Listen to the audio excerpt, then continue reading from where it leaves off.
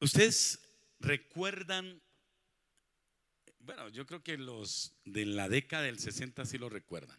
El credo de Nicea sí lo tienen listo ahí para que me lo hagan.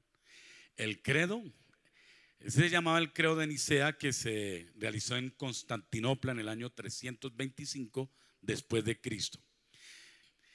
Dice el credo de Nicea: creo en el Padre Todopoderoso, creador del cielo y de la tierra, de todo lo visible y lo invisible, y en un solo Señor, Jesucristo, el unigénito de Dios, nacido del Padre antes de todos los siglos, luz de luz, Dios verdadero de Dios verdadero.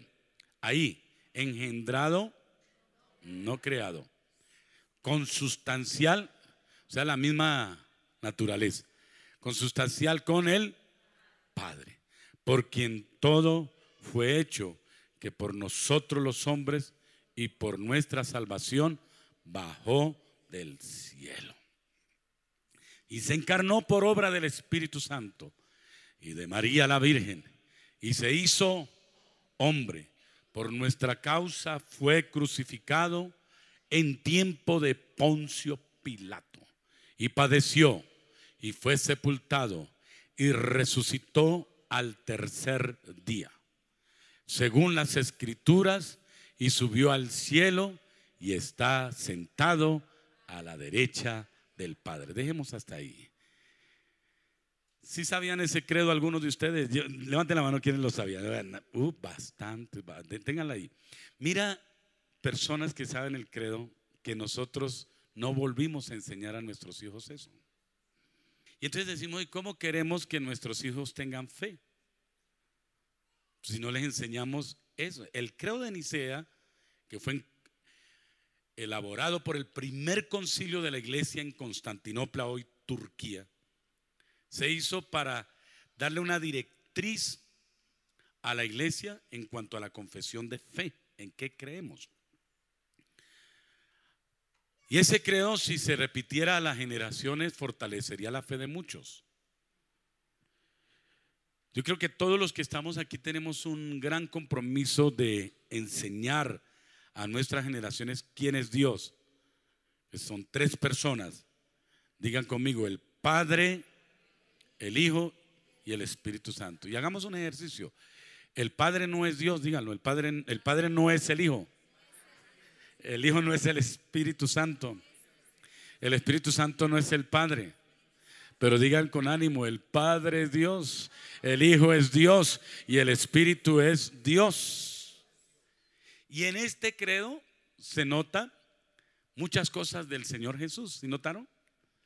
Engendrado, no creado. Que por Él fueron hechas, ¿cuántas?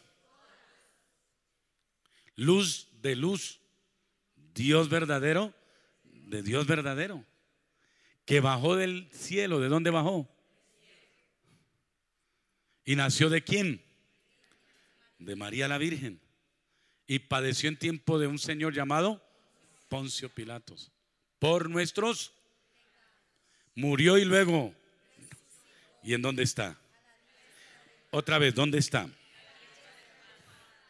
¿Y por qué mucha gente no mira así, que está a la diestra del Dios Padre, y no que lo coloca o lo circunscribe en escenarios, lugares, imágenes y demás? ¿Por qué? Porque si confesamos este credo, lo confesamos pero no lo creemos? Es paradójico, ¿no? Confesamos el credo de Nicea, pero a veces no lo creemos. Ahora, mi pretensión no es hablarte hoy del credo de Nicea, ni más faltaba, es hablarte de la palabra. Pero yo quiero invitarlos a que durante estos 2 meses, noviembre y diciembre, hablemos de algo que a mí me gusta pronunciarlo: el admirable. Esa es la serie para estos 2 días. Dale un aplauso al admirable. Los invito a que disfruten durante estos 2 meses la serie El Admirable. ¿Y en dónde tomamos como base esta expresión?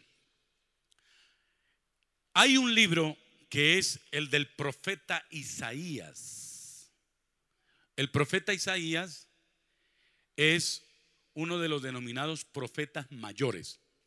La Biblia habla de profetas mayores y profetas menores.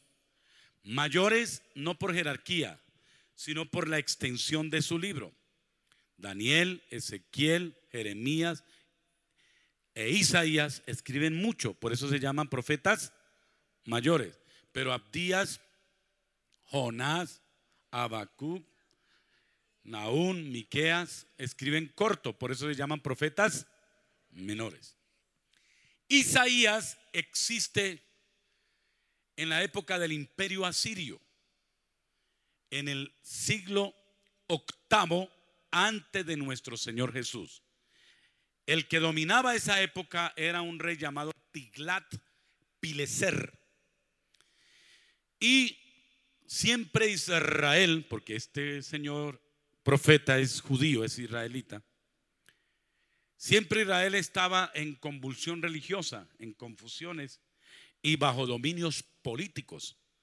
El imperio asirio tenía bajo dominio a Israel. Dios inspira a este profeta llamado ¿cómo? Isaías, que era de una buena condición socioeconómica e intelectual, para que hable de Jesús en varios tópicos.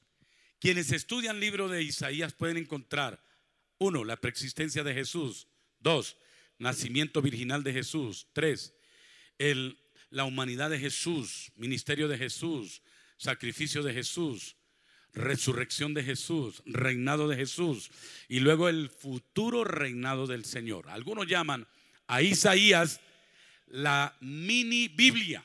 Tiene 66 capítulos.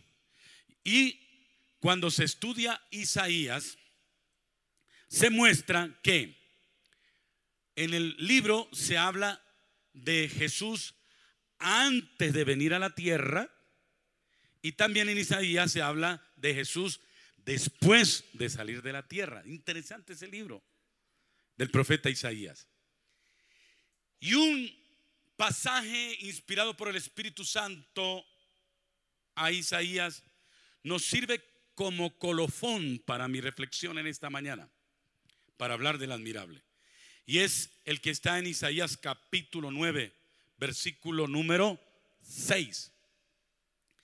Isaías 9, 6, para que estudiemos la Biblia. Dice que esto después lo recitaron en los evangelios. Cuando usted mire Evangelio de Lucas, va a encontrar este mismo texto. Cuando lea ese capítulo en Lucas, hace referencia a lo que dijo Isaías. Invito para que lo leamos juntos diciendo: porque un niño nos es nacido, hijo nos es dado, y el principado sobre su hombro, y se llamará su nombre admirable. ¿Cómo se llamará su nombre? Consejero. Digan los nombres que siguen. Y príncipe de paz. Versículo 7. Lo dilatado de su imperio y la paz no tendrá límite. Hasta ahí. Hay un campo de la semántica que se denomina teonimia. Y la teonimia es el estudio del significado de los nombres. Bueno, en relación en este caso con Dios, porque existe la antroponimia. Perdone que le hable un poquito de esto, pero para puntualizar por qué estos nombres. La antroponimia es qué significa José, qué significa Jorge, Luis, etc. Y la teonimia es qué significa el nombre en relación con Dios. La mayoría de los nombres en la Biblia tienen relación con Dios. Cuando Mateo nació, tuvimos el gran dilema de qué nombre le vamos a colocar. Mateo es mi hijo segundo. Los pastores nos casamos y tenemos hijos porque Pablo dijo: el que anhela obispado, es decir, el que anhela ser un ministro de Dios, buena obra desea. Pero los tales deben ser marido de una sola mujer. Entonces por eso nos casamos. Y ojalá nuestros colegas, los padres o sacerdotes católicos se casaran, pobrecitos. Porque la Biblia dice, no es bueno. ¿Quién dijo?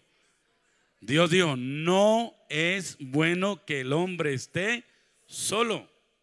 Y el hombre incluye ahí a todos estos hombres eclesiásticos.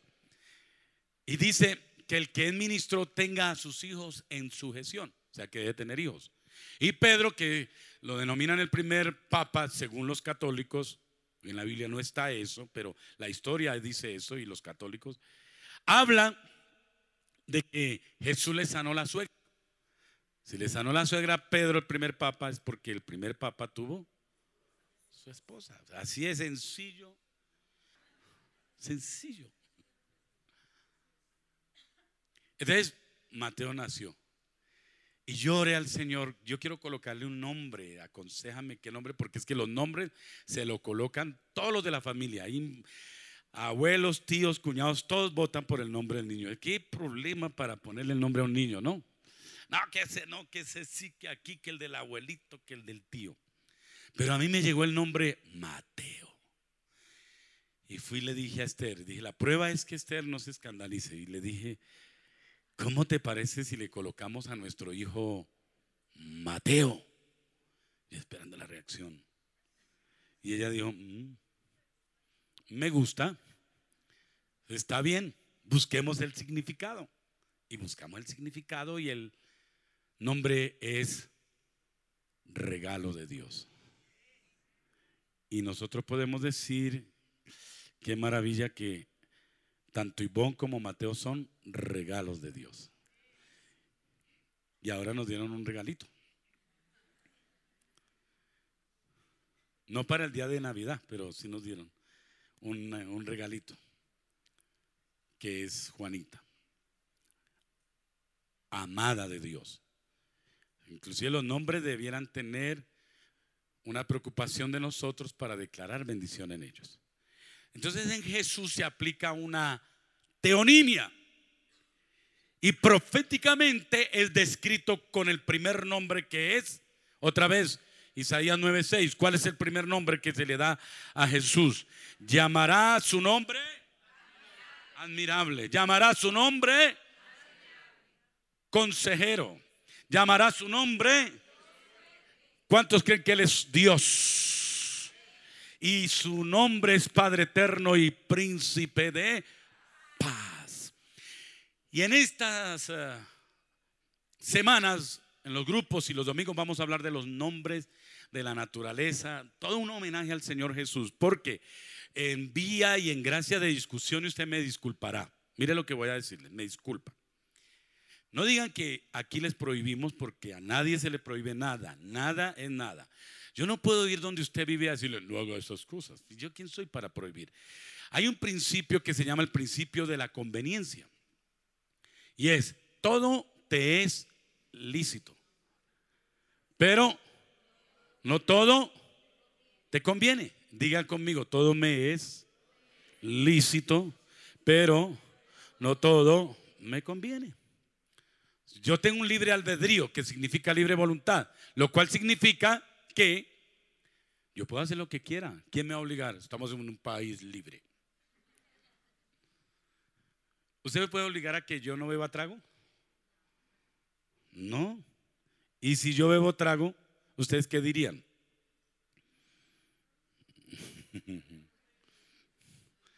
Pues no dirían nada, ¿no? Pero dirían, ¿a dónde estoy asistiendo? No, cierto que no se vería como bien, se vería de indecoroso. Pero me es lícito, yo podría hacerlo. ¿Quién me obliga a que no? Pero no me conviene. ¿Ya? Entonces en gracia de discusión, estos días, ¿qué estamos celebrando? Pero el nombre comercial, ¿cómo es? Navidad. ¿Cómo cantamos la Navidad? Navidad, Navidad, hoy es Navidad. Pero ¿en qué hacemos énfasis en estos días de la Navidad? ¿En qué personaje? ¿Cuál personaje es el que más sale en los comerciales, en las bebidas gaseosas, televisión? ¿Cuál? y digo, ¿qué tiene que ver el burro con la cebra? ¿Qué relación hay entre A y B? Ninguna.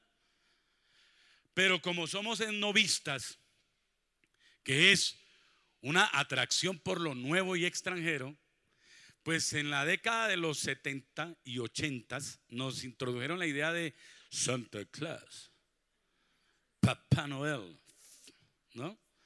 San Nicolás. Y entonces, ¿el énfasis cuál es? Jo, jo, jo, jo. Y yo digo, haga lo que quiera. Pero una vez el periódico El Tiempo me ilustró algo bonito sobre el efecto físico de la llegada de San Nicolás a todas las chimeneas del mundo.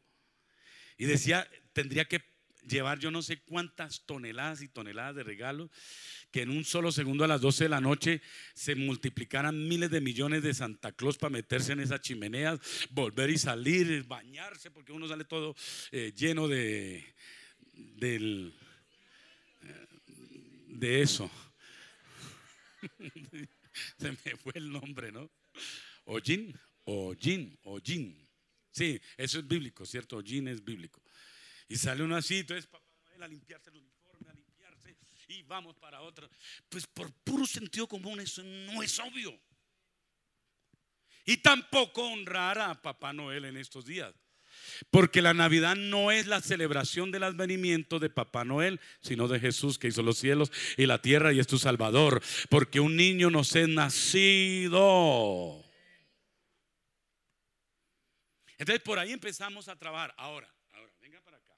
Si usted quiere colocar las medias rojas y verdes allá en la chimenea, y si usted quiere colocar el robot de Papá Noel con sus barbas, allá usted, yo no lo voy a hacer. Yo prefiero un pesebre donde esté como San Francisco de Asís. ¿Sabe que él me inspiró? San Francisco de Asís, año 1220, cuando dijo, vamos a enseñarle a la iglesia acerca del nacimiento de Jesús. Y entonces hizo una demostración didáctica y se inventó un pesebre para enseñarle a los niños acerca de papá, José, María, mamá, el niño, etcétera. Ahí se inventó lo de la yegua, lo del buey, etcétera, porque allí lo que habían eran muchas cabritas y muchas ovejas en el pesebre, porque según la cultura judía. Pero no importa, ponga el burrito, ponga ahí ¿qué más es lo que pone ahí?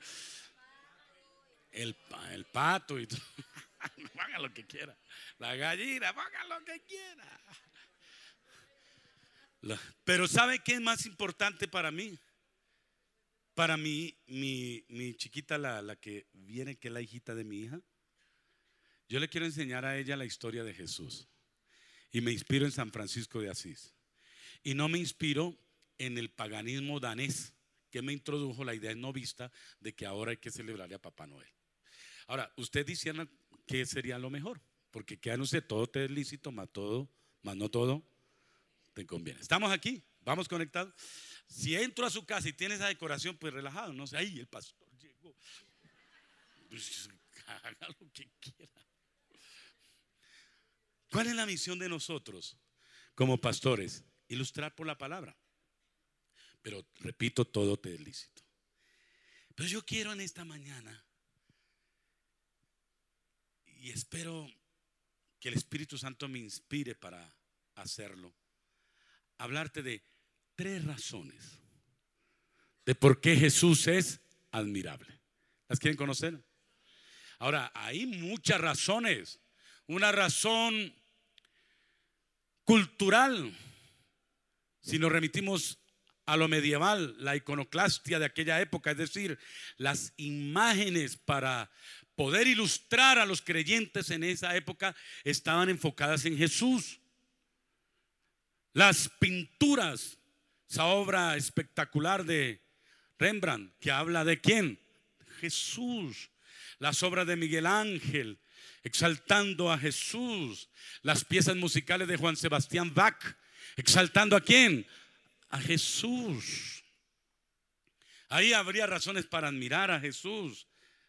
Partió la historia en 2. Uno habla antes de quién y después de quién, de Cristo.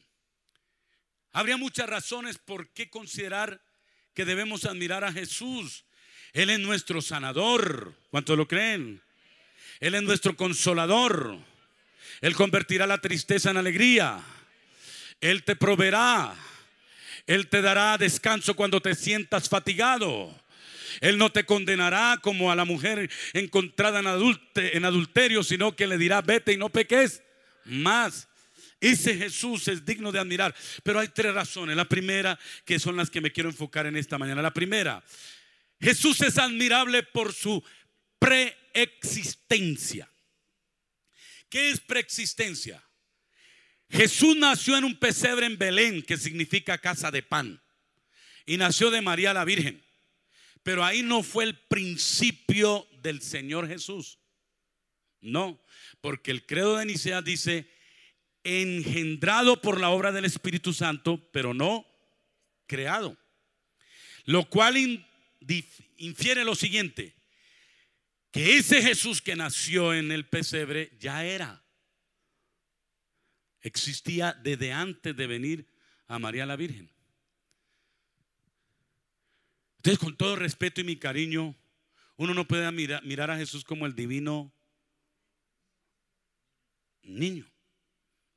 Yo creo que la fe de muchos es buena en ese sentido, pero Él no es un divino niño, Él es el Señor.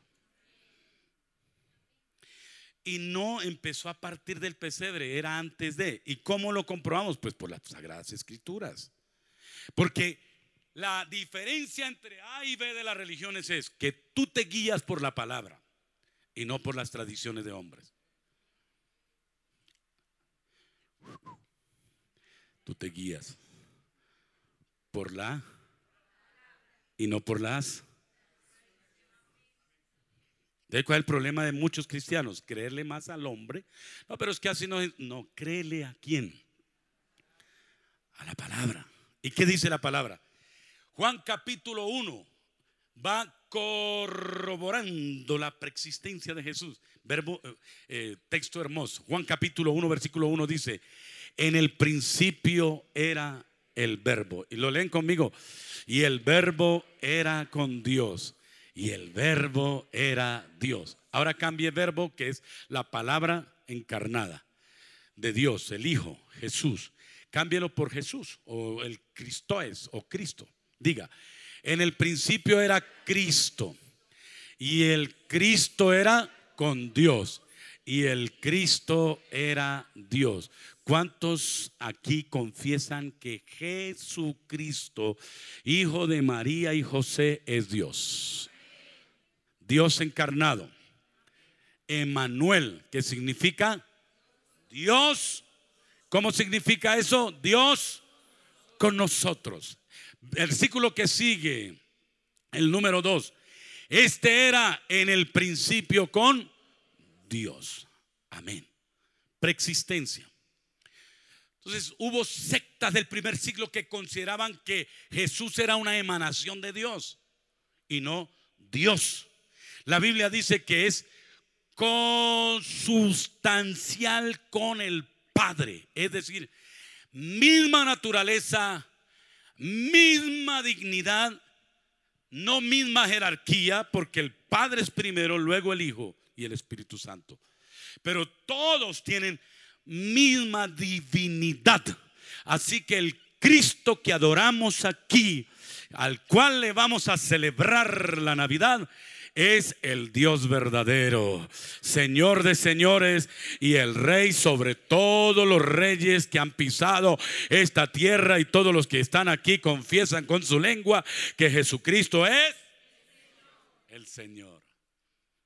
Juan capítulo 8 versículo 58 habla de la preexistencia del Señor Jesús. Cuando hablando con los fariseos que decían: ¿sabe por qué mataron a Jesús? Porque Él dijo: yo soy Dios.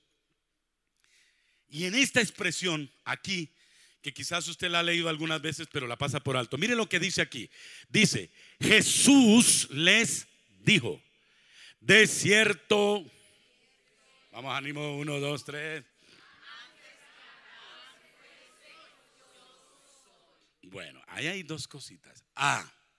¿Qué está diciendo? Antes que Abraham, y Abraham cuando existió, 4,000 años atrás, es decir, 2,000 antes de Cristo, 2,000 años antes de que Jesús naciera. Dice él, antes que Jesús fuera, perdón, ¿que quién? Antes que quién, Abraham fuera. Entonces, ¿qué dijeron los fariseos? No tiene 30 años y dice que es mayor que Abraham, dice el texto si usted ha leído la Biblia.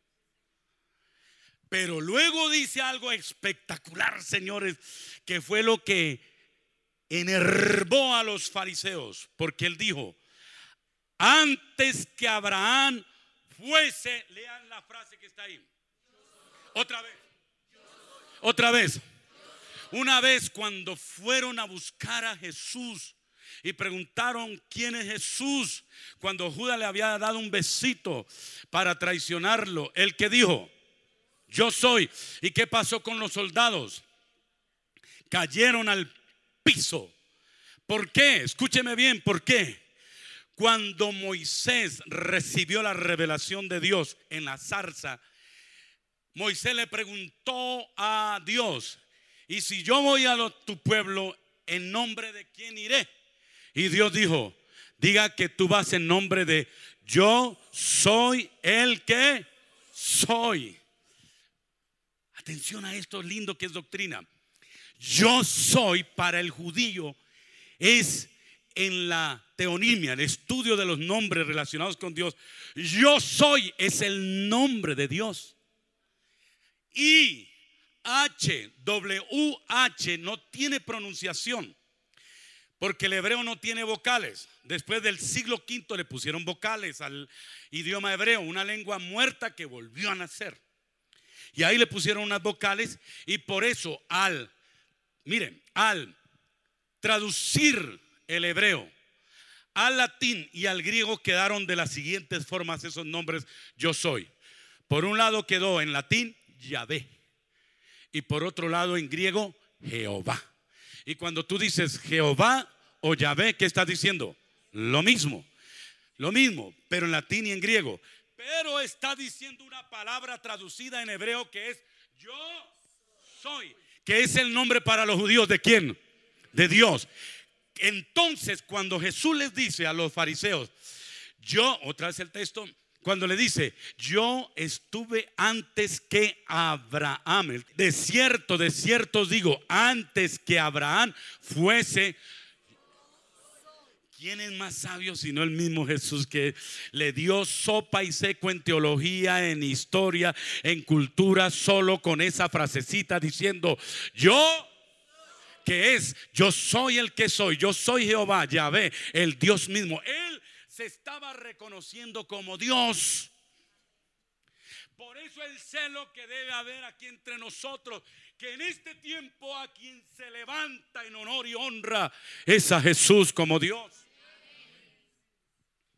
Es más, le voy a decir otra cosa.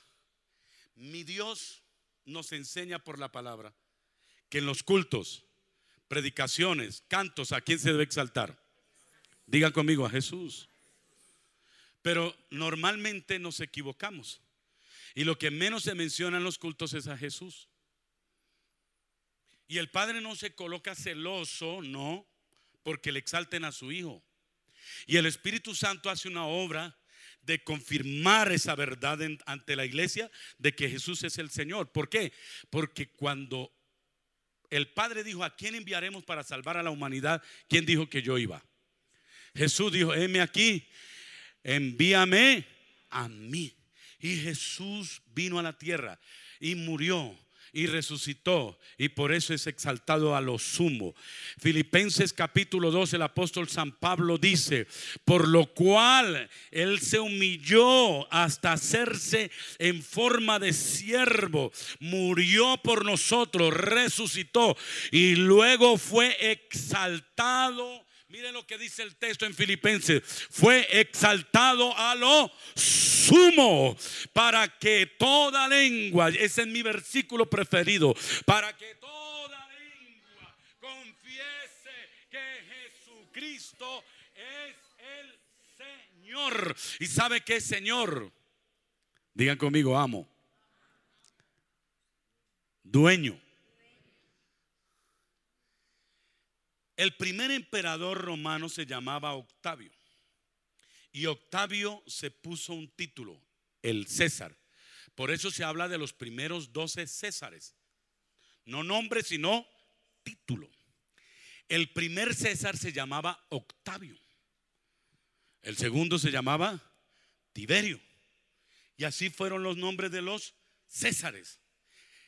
Y César se colocó un nombre. ¿Sabe cuál fue el nombre que se colocó? Augusto. Y por eso es que la Biblia dice: en los días de César Augusto, es decir, de Octavio, primer emperador. ¿Y sabe por qué se colocó ese nombre, César Augusto o Octavio?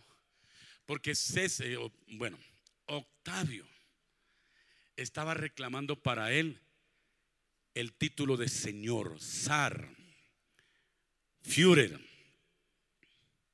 Dominus, que es en latín.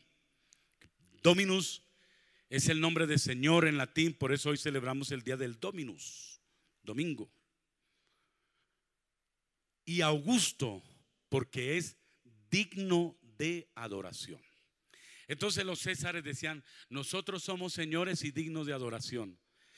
Pero los primeros cristianos dijeron: no, Señor, el que es dueño de todas las cosas, Señor de todas las cosas y digno de reverencia, el verdadero César Augusto, es Jesucristo hecho hombre, el cual es exaltado por los siglos de los siglos. Y por eso la palabra del apóstol Pablo, para que ante el nombre de Jesús, mire, ante el nombre de Jesús se doble toda rodilla de los que están en los cielos, digan conmigo para animarse en esta mañana, y de los que están debajo de los cielos y encima de la tierra, y toda lengua, otra vez, confiese que Jesucristo es el César Augusto, para gloria del Dios Padre. Él no es chuchito, Él no es un chiquitico, Él no es el divino niño, Él es el Señor de señores, poderoso. Y no se puede comparar con nadie. Si vas a aplaudir, hazlo hablando algo. Hoy es el día del Señor. Santo, santo, santo. Bendito sea Jesús. Y como yo quiero despertarle la curiosidad. Debo hablar de Jesús, admirable por su poder creativo. Y ahí podría demorarme toda una semana hablando, pero chiquito, ahí rápido. Los textos a toda velocidad para que los miremos. Juan, capítulo 1, versículo 13, el mismo Juan, en el capítulo 1, versículo 13, está diciendo: todas las cosas, digan conmigo, por Él. ¿Por quién? No diga por Él, sino por Jesús. Diga por Jesús. Fueron hechas. Y digan: y sin Jesús nada de lo que ha sido hecho fue hecho. Colosenses 1:16 dice la palabra: porque por Él y para Él fueron hechas todas las cosas. ¿Cuáles?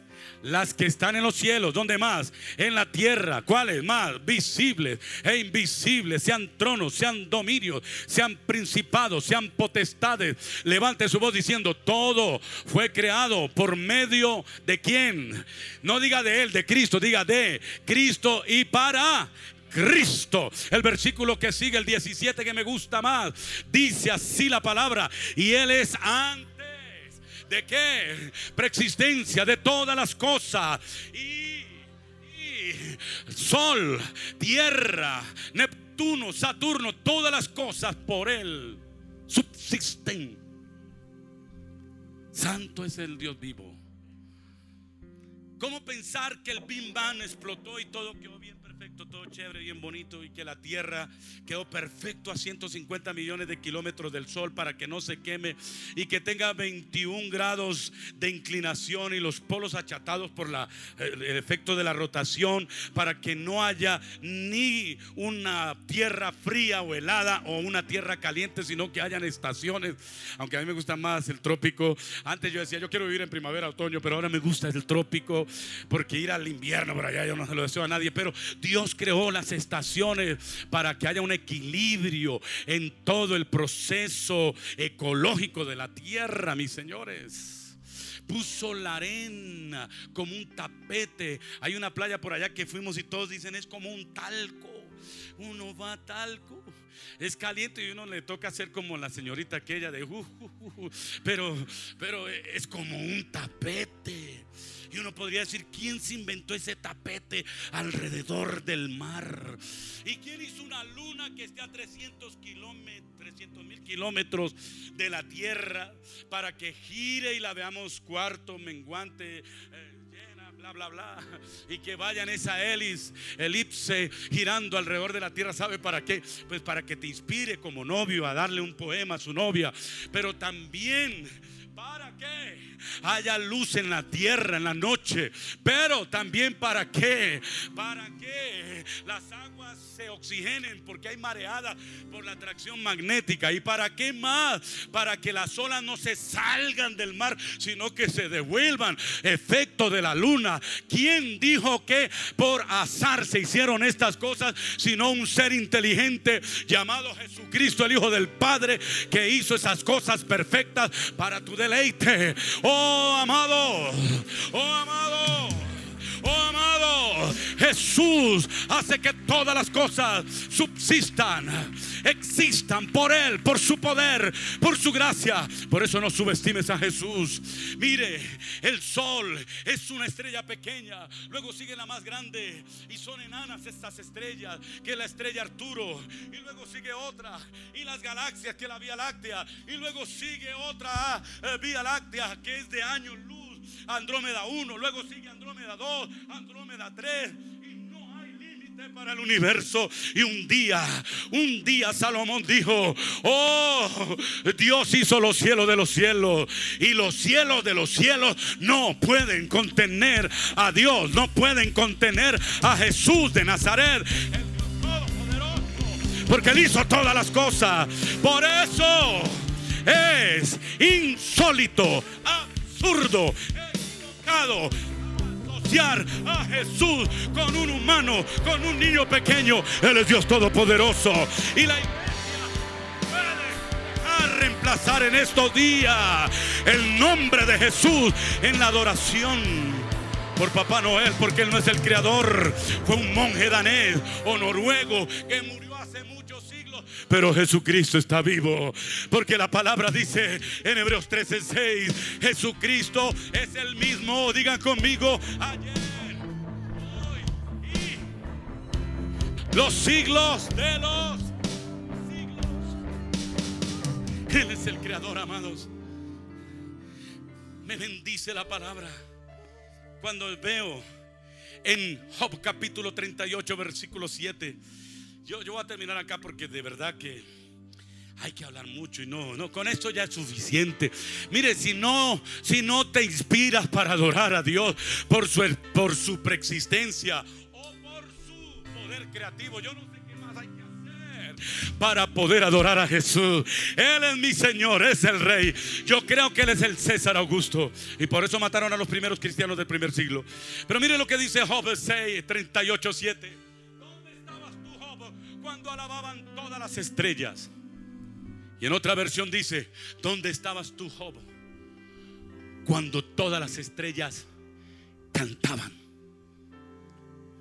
Y pensamos que eso era pues una figura poética, pero qué bonito. Busque la revista Science en la web, busque la Sinfonía del Universo, ese título en la página web, y te lanza la NASA y te lleva a lo que ya les dije.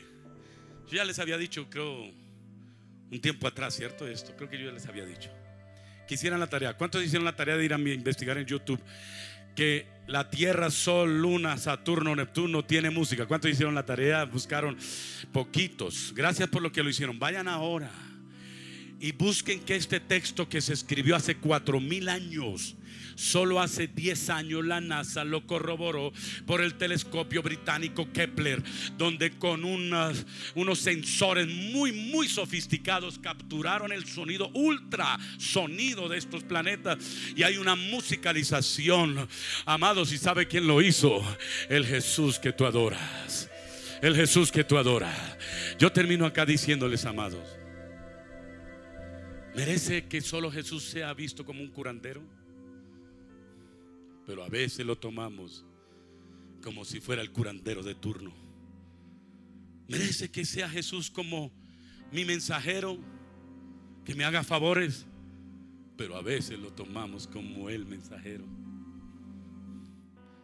¿Merece que Jesús lo adoremos como a veces lo adoramos, displicente, llegando tarde a los cultos?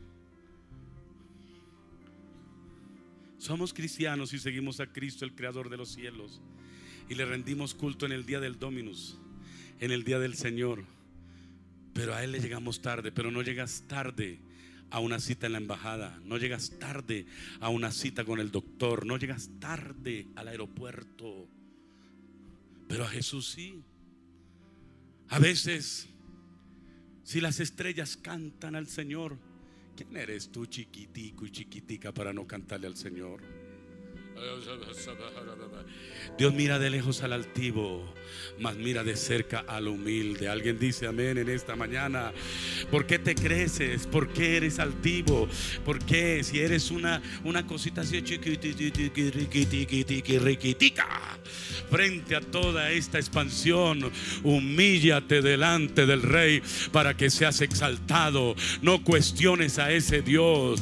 No lo mires como un mandadero, no lo mires como un curandero, no lo mires como un filósofo, no lo mires como cualquiera. Ríndele honor, ríndele culto. Aun cuando oras con Él, no le pongas primero cuidado a tu celular y luego sí a Jesús. Estás cantándole al Señor, pero prefieres primero el celular antes que seguir adorando al Señor. A veces te sales porque te cansas. ¿Sabe por qué pasa eso? Cuando no hay un ejercicio en el espíritu para adorar al Señor Jesús, uno se cansa, uno se aburre, se torna cansino. Pero los que han nacido de nuevo y los que reconocen que Jesús es su Salvador, lo adoran en espíritu y en verdad. No le importa quién llega, quién está a su lado, no le importa el tiempo, no le importa el celular, no le importa el tiempo, no le importa si juega hoy o no un equipo preferido, no le importa la hora del almuerzo, no le importa nada, sino adorar a tu Salvador, el que hizo los cielos de los cielos. Bendito sea Jesús. Amén.